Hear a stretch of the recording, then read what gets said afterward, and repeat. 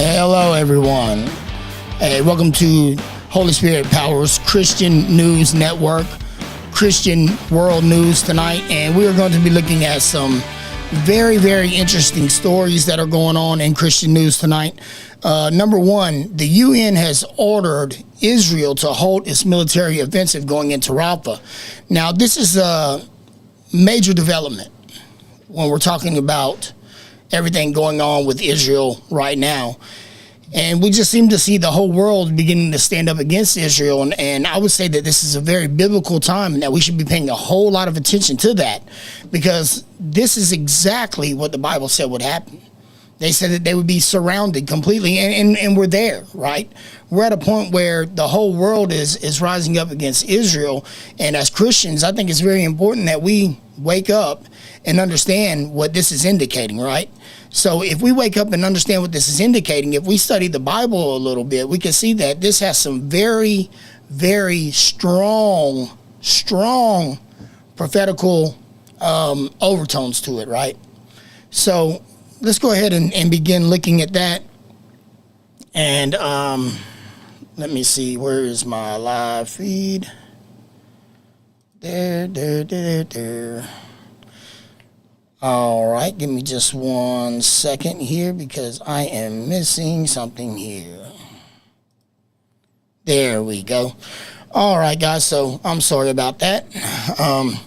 Anyway, so this has some very strong prophetical overtones to it, right? Like the UN is stepping in and saying, hey, you're not allowed to go into Rafah. If you go into Rafah, this is what we're going to do. And I think it's kind of amazing that the whole world is just kind of standing by and just watching all this go on. And to me, it's just kind of mind-boggling, because America has always been Israel's strongest ally, and Israel's been one of our strongest allies as well.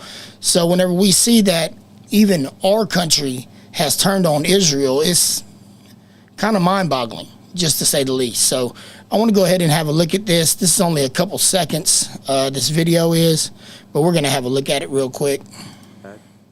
Prima facie, it had jurisdiction. The court considered that, in conformity with its obligations under the Genocide Convention, Israel must immediately halt its military offensive and any other action in the Rafah governorate which may inflict on the Palestinian group in Gaza conditions of life that could bring about its physical destruction in whole or in part. So what they're basically saying right here is that Israel has violated a genocide act, and Israel has signed that I guess this pact or whatever the case may be. We'll read about it in a second. But even Russia's under the same obligation, right? That's why the same UN ordered them not to go into wow, I just completely lost my train of thought right there. That's why the UN told them that they could not go into where they are now, into Ukraine. So let's scroll down and just have a look. So this is from the Hague, Netherlands, AP from the Associated Press. And the United Nations top court ordered Israel on Friday to immediately halt its military offensive in the southern Gaza city of Rafah, but stopped short of ordering a ceasefire for the enclave. Although Israel is unlikely to comply with the order, it will ratchet up pressure on the increasingly isolated country. So we do know that Israel is being increasingly isolated.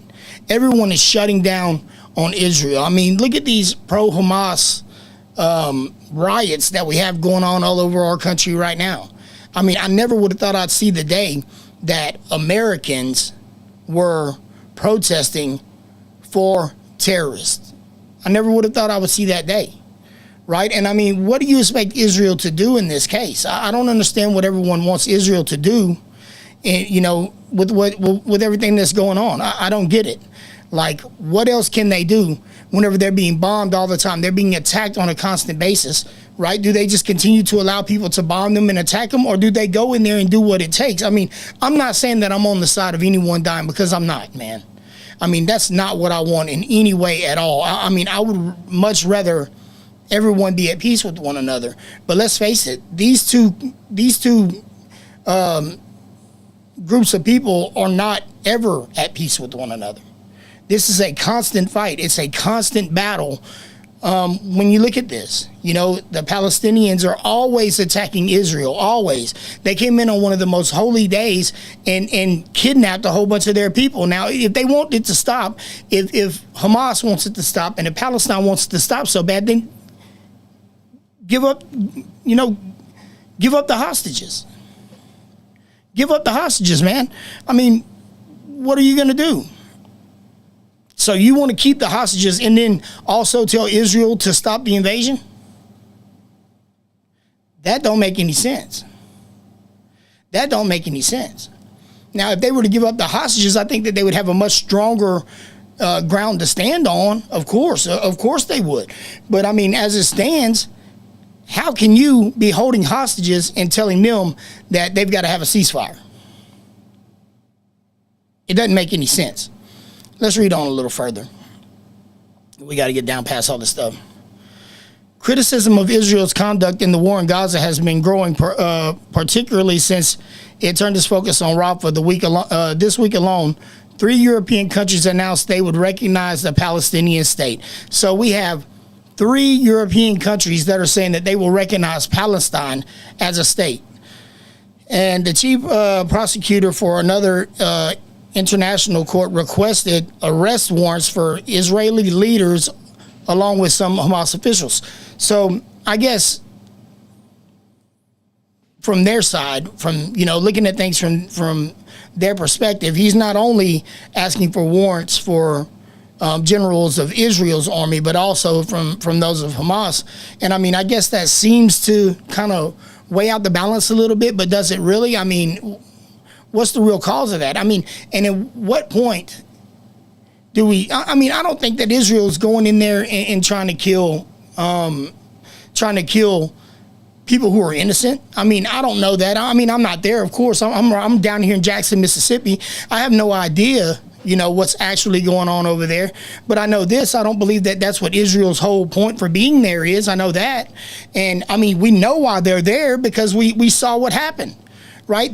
These people parachuted in. They came in on hang gliders and literally took their people hostage. So what do you expect Israel to do? Do you expect them to just stand back and allow it? I mean, it's insane. I mean, this stuff is absolutely crazy. We live in an upside down world right now. I never thought that I would ever see a time that would be like this. So now we've got European countries announcing that they will recognize Palestine as a state, and the chief prosecutor for an international court requesting arrest warrants for Israeli leaders. So they're coming to try to arrest Israeli leaders at the same time as they're ordering a ceasefire or ordering, you know, a stop to all, you know, all the militia, all the, you know, the military, Israel's military doing what they're going to do in Rafah. I would say just give back the hostages. If you want it to stop, give back the hostages. That would be my suggestion. So Israeli Prime Minister Benjamin Netanyahu is under some pressure at home to end the war, which was triggered when Hamas-led militants stormed into Israel, killing 1,200 people, mostly civilians, and taking roughly 250 hostages. Thousands of Israelis have joined weekly demonstrations calling on the government to reach a deal to bring the hostages home and fearing that time is running out. Of course they fear that time is running out. I mean, let's face it. These are not the nicest of people. When you look at Hamas, you look at ISIS, you look at all those groups over there, they are not very nice people, man. They do not mind taking you out. I mean, I'm not saying that all the people there are like that, so please don't take what I'm saying out of context. But I will say that these terrorist groups are ruthless. They are ruthless, man. And they make no bones about, you know, doing you in, you know what I'm saying, deleting you, you know what I'm saying? And that's kind of crazy that the whole world seems to be on their side. Insane, right? Insane. So mostly civilians, okay, they fear time is running out. Let's scroll down just a little bit. The charges of genocide brought by South Africa against Israel at the International Court of Justice at the Hague, the charges of genocide brought by South Africa against Israel at the International Court of Justice in The Hague are false, outrageous, and morally repugnant, Netanyahu's government said in response to the ruling, maintaining its position that the military hasn't and won't target civilians. So you see Benjamin Netanyahu saying that they are not targeting civilians. Now, I'm sure that civilians are being hurt. Okay, let's look at this from both sides of the coin, man. I mean, we can't say that civilians aren't being harmed because they don't know who is Hamas and who's not. How can they know? How can they know? They don't have on, jerseys that say Hamas on it. You know what I'm saying? Hamas number 4. They don't have that on.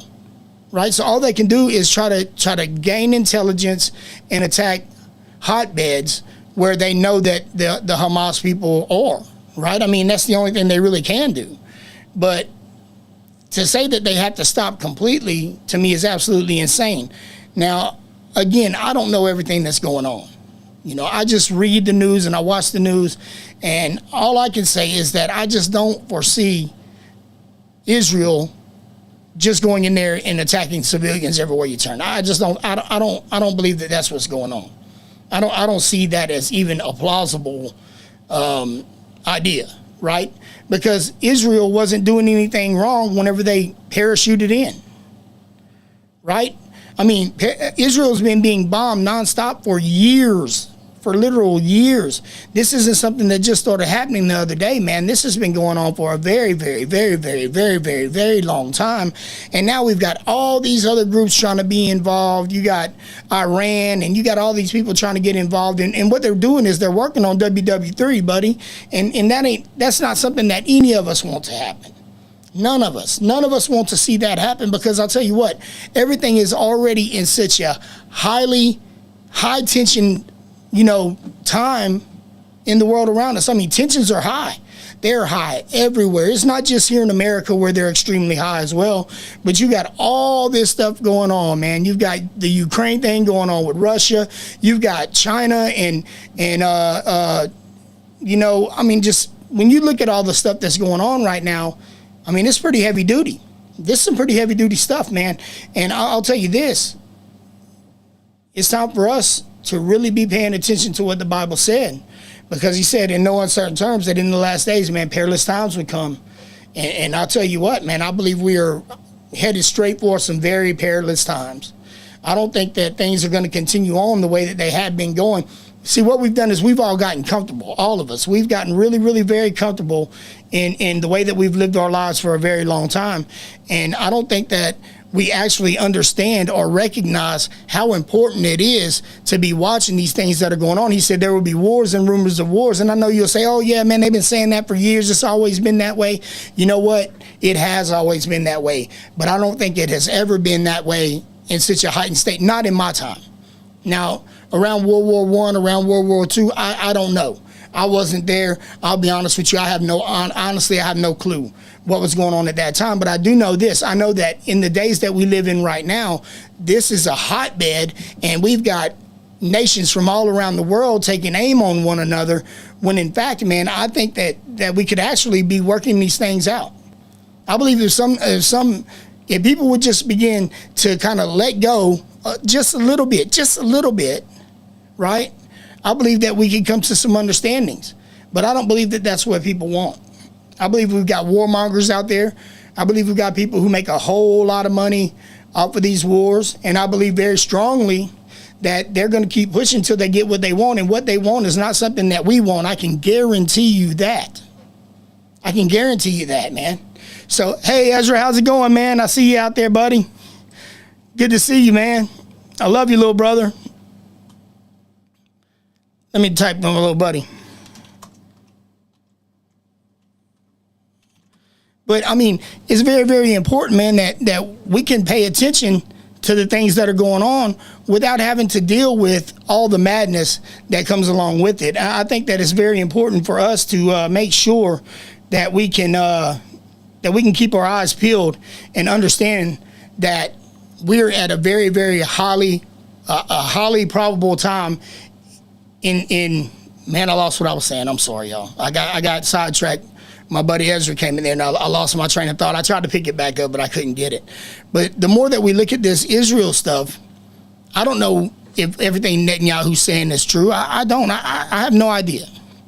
I have no idea. But I do know that Hamas is a terrorist organization. I know that. I know that. So who am I to believe? Am I to believe the terrorist organization that I know for a fact went in there, kidnapped people, killed a bunch of people, went absolutely nuts? Right? Am I to believe them, or am I to believe the people who were attacked? I mean, just common sense just tells you that, right? I mean, come on. You know what I'm saying? Let's see what else we got here. Scroll down just a little bit.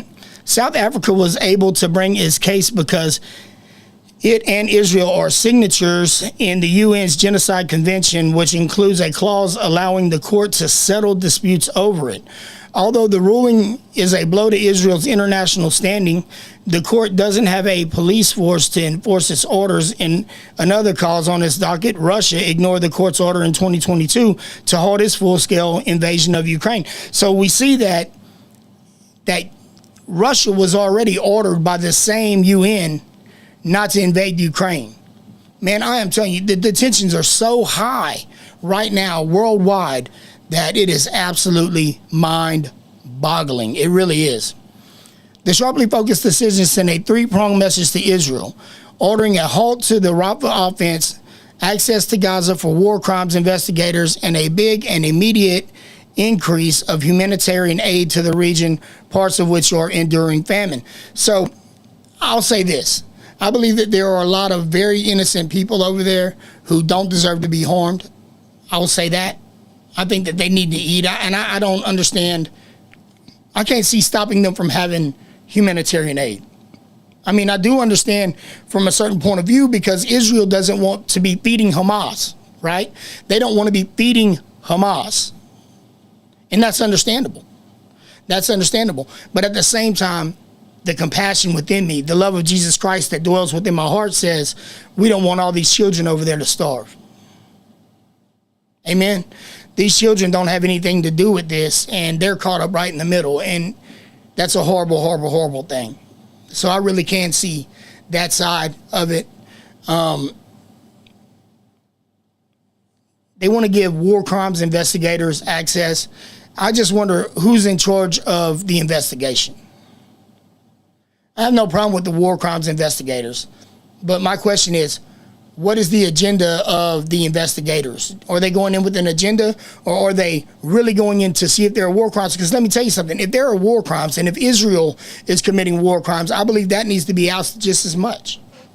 I do. I believe that needs to be ousted just as much as anything else. But at the same exact time, if they're going in there with the agenda to try to put it on Israel as though they are committing war crimes, even when they're not, and that seems highly likely whenever I look around and I see everyone standing up against Israel rather than standing up with Israel. But, you know, they've gone through this over and over and over again throughout history, man. It's never been easy for them. Not ever. So when we think about these things, man, it's pretty crazy. I'm just saying. Let's scroll down just a little bit. Rafah is the southernmost part of Gaza Strip on the border with Egypt, and over 1 million people sought refuge there in recent months after fleeing the fighting elsewhere, with many of them living in teeming tent camps. Israel has been vowing for months to invade Rafah, saying it was Hamas' last major stronghold, even as several allies warned that an all-out assault would spell disaster. Israel started issuing evacuation orders. See, who tells the people to evacuate? What kind of a monster, if you want to pin this tell on Israel that there's some kind of a monster, who tells the people to evacuate? Who says, hey, man, we're going to shoot a bomb over there, so you know what, man, you get out of the building? Who does that? Right? I mean, seriously, who does that? That doesn't even sound reasonable, man. It doesn't even sound reasonable. In fact, that sounds completely unreasonable, and I don't understand where they get the idea that they could in any way be these horrible, terrible people, right? If I was in the middle of a war, I'm not gonna call ahead and tell you where I'm gonna shoot a missile. I'm not gonna do that. So it doesn't make sense to me that the world would be standing up against Israel when Israel was the one who was attacked. Maybe I'm wrong. If I'm wrong, hey, leave it in the comments. Let me know. And let me know in the comments, man. Because if there's some information that I need to know that I'm not seeing here, hey, man, I'll tell you what, man, you guys, please let me in on it. I want to know. Please let me in on it. Because this all seems like a bit much to me, just being honest with you, right? So Israel started issuing evacuation orders about 2 weeks ago as it began operations at the edge of the city. Since then, the army says an estimated 1 million people have left as forces press deeper inside. Rafah is also home to a critical crossing for aid, and the UN says the flow of aid reaching it has plunged since the incursion began, though commercial trucking has continued to enter Gaza. See, I don't get that. So if commercial trucking is still entering the area, how are they in famine? If they're still driving trucks in, how are they in famine? I don't see. I mean, it just 2 + 2 does not equal 12 to me, man. And I just don't understand where they get these ideas. So the court ordered Israel to keep the Rafah crossing open, saying the humanitarian situation is now to be characterized as disastrous. This legally binding and very specific ruling leaves Israel with very little wiggle room, Reed said broadly, a veteran human rights lawyer and prosecutor. Benny Gantz, a popular centrist member of Netanyahu's war cabinet, appeared to indicate that Israel would not change its course regarding Rafah. The state of Israel is committed to continue fighting to return its hostages and promises the security of its citizens, whatever and whenever necessary, including Rafah. Man, can you blame them? I mean, honestly, can you blame them? Can you blame them? They've still got many of the hostages. They're holding on to these hostages. Let the hostages go.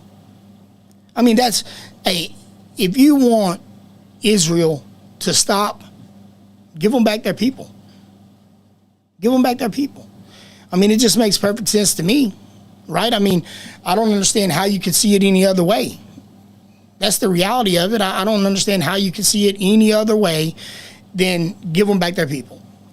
And if you're not going to give them back their people, then keep your hands up, because the fight's still going to be on. If you came and took my family, you'd have to fight me to the death. And that's just being honest. You know, I mean, so I cannot in any way look down my nose at people who want their families home. And you've got their families and they want their families home. The attack was unprovoked. You unprovokedly paratroopered in, parachuted in, paraglided in, hand glided in, whatever you want to call it, right? And began kidnapping people. And now you want everyone to be on your side and tell the people who you kidnapped from to stop seeking their families out? What?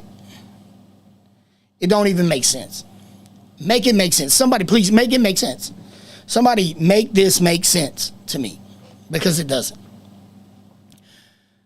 The state of Israel is committed to continue fighting to return its hostages and the promise of security to its citizens whenever and whenever necessary, including Rafah, he said. We will continue operating in accordance with international law whenever we might operate, while safeguarding to the best extent possible the civilian population, not because of the ICJ, but because of who we are and the values that we stand for. Balik Jaraha, Associated International Justice Director of the Human Rights Watch, said the court's order underscored the perilous situation of Palestinians in Gaza, but warned that it could be ignored if the international community doesn't use whatever leverage it can on Israel. I mean, I don't know, man. Again, maybe you guys can help me. Maybe you guys can help me understand. I can't make it make sense. I can't. I have a hard time with making it make sense at this point. You know what I mean? Seriously. Seriously, I do. All right, let's read a little more.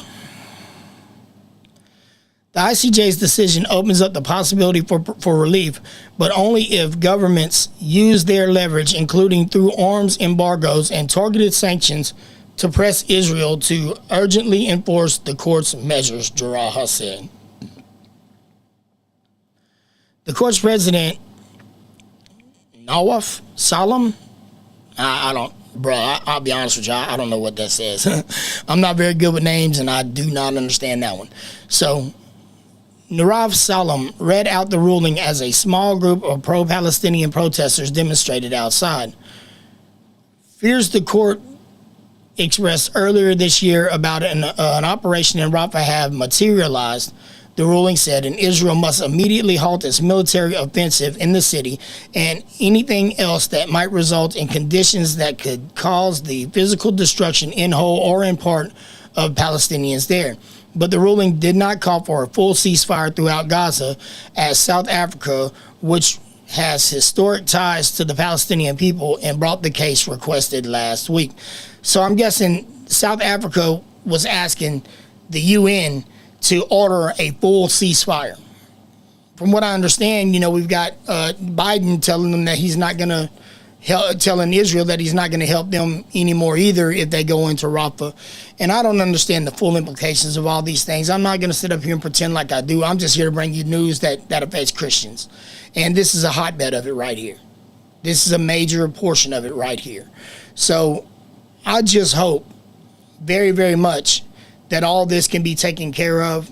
I hope that this does not all, and when I say this, I don't just mean what's going on in Israel, man, or just what's going on in Palestine. I mean all of it. Russia, Ukraine, Israel, Hamas, all these things that are coming together, man. And you see China looking at Taiwan cross-eyed because they want reunification as well, which is the same thing that that Russia wanted was reunification. Putin wants the reunification. He wants to bring Ukraine back into the Soviet Union. He wants a reinduction of the Soviet Union, and China wants to bring Taiwan back in. That was busted up. A long time ago. And Xi Jinping, he's not with it. I mean, he wants it back. He wants it all back. He wants all of it back, all back together. But with all these things being stated, the world's not going to stand by and just allow all these things to happen. So what happens is, it's just like a fight in the schoolyard.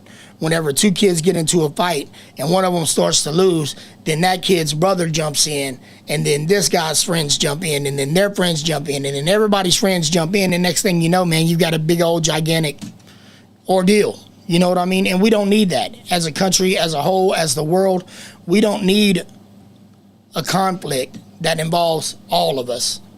We don't. Because I got news for you, man. While we may think that we live out here in America where everything's so safe and secure, trust me, when I say it involves all of us, it involves all of us. That includes me and you as well, right? We're part of the world, and if the world gets into a fight against one another, then we're not safe either. No one's safe. Something's going to have to happen. Something's going to have to happen to tone it down, because it's unbelievably out of hand at this point. And sadly enough, there's a bunch of people who want it to be out of hand. There's a bunch of people who want it to remain out of hand. There's a bunch of people who would love to see it remain out of hand. Seriously. Seriously. And it's crazy. It really, truly is. I got to find my YouTube chat, because it jumped out on me somewhere here. Okay, I did get him one. Okay. But that's just the reality of it, man. Let me see if my friend Ezra's still here.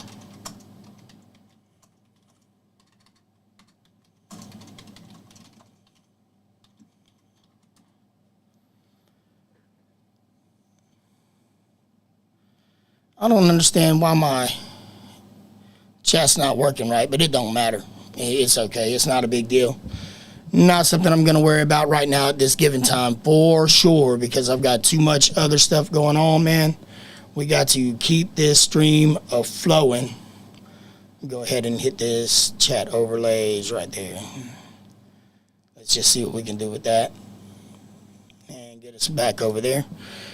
Anyhow, let's move on just a little bit. So South Africa's foreign minister, Nadali Pandor, said the country's allegation that a genocide is underway is getting stronger and stronger by the day.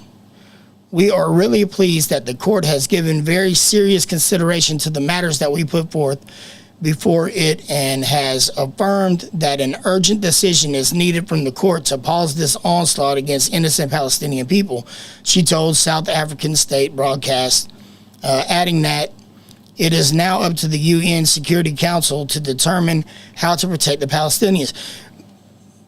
I'm sorry, man, but who's there whenever they were parachuting into Israel? Who was going to protect Israel? I mean, I don't understand this. I can't wrap my mind around this. The ceasefire request is part of a case accusing Israel of committing genocide during its Gaza campaign. Israel vehemently denies the allegations. The case will take years to resolve, but South Africa wants interim orders to protect Palestinians while the legal wrangling continues. The court ruled Friday that Israel must ensure access for any fact-finding of investigative missions sent by the UN to investigate the genocide allegations.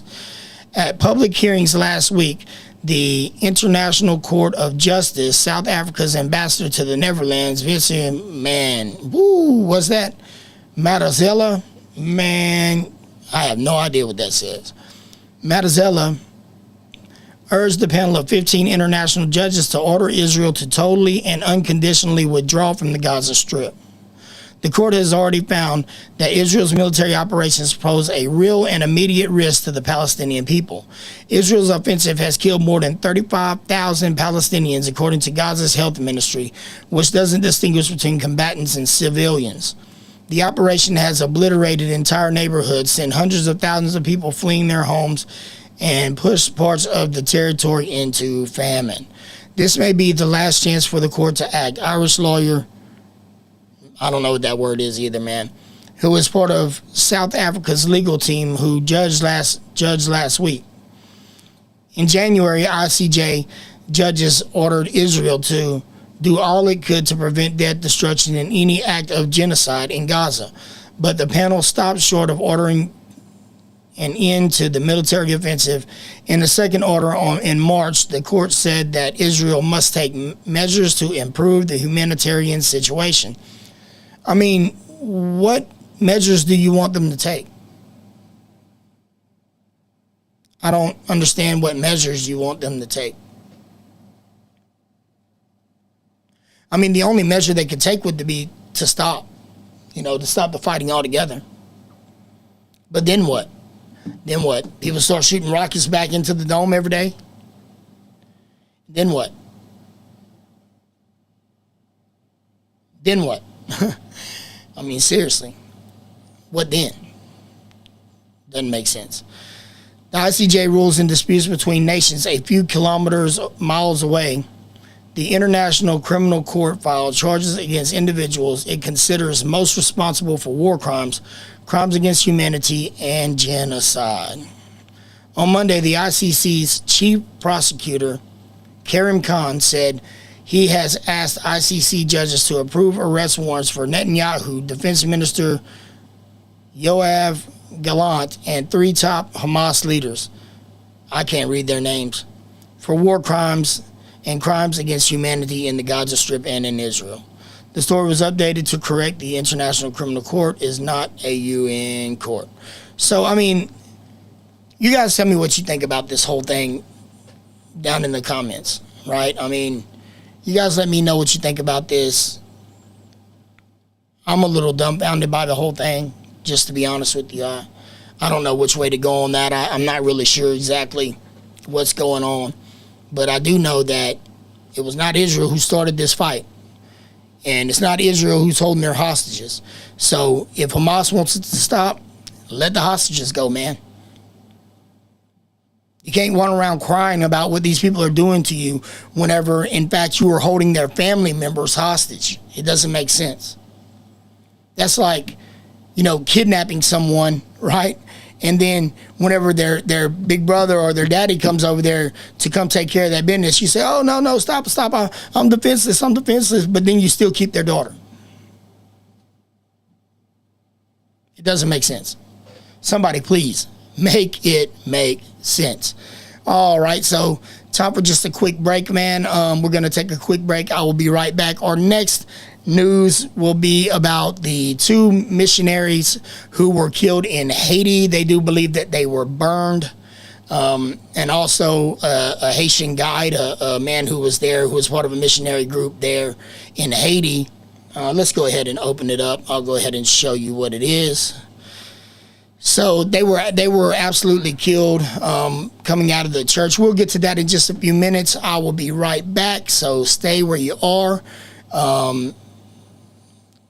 Give me 5 minutes.